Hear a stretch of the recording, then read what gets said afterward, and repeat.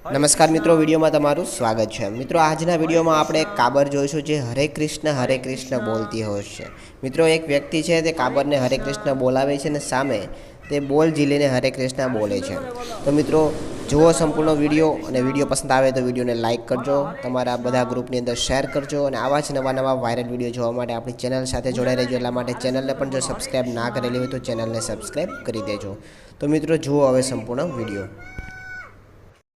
हरे कृष्णा हरे कृष्णा हरे कृष्णा हरे कृष्णा। आरो सुंदर करे बोलो हरे कृष्णा, बोलो हरे कृष्णा।